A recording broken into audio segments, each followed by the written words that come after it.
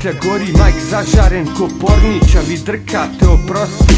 Sa balkona dole su idoli na koje se ložiš, bolan il bona, znači voliš to što radim, al neš da progovoriš. Molim, bar prozor zatvori, ne budi proziran, sorry, al hobi vam je pohodit, sutra ćeš istog rodit.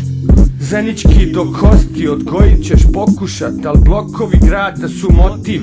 Kad prestane dojit boli, znam, al tako ovde život vodi.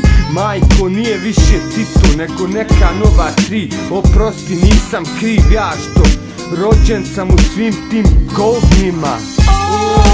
Nama je dobro dok vas prate tenkovi, nas gitara.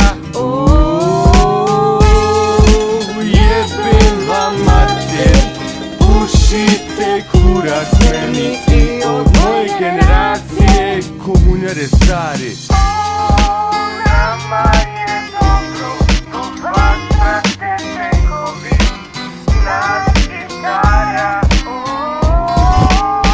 Neka padaju čuskije, pušite bakurac, padat će još vijekove. Jebem vas i vašu akciju muziku, ovo je realno stanje daleko od vaših ušiju. Bum bum, ko je pucao, ja nisam. Kuc kuc, ko je isplavi koverti pisma. Amića u logoru, otac na liniji, drug nam Tito ostavio da bismo dobro živjeli. Ja u podrumu, mama pobacila, drugovi iskasapljeni, živjela Jugoslavija. Gdje je sad Tito i vaše komunjare, halo, recite šta nam ostaviste, jebala vas juga. Od toliko vaše juge ja imam 2-3 druga i to bojimo se reći kako se zovemo. Zavisi u koji kanton idemo, u koji kanton idemo.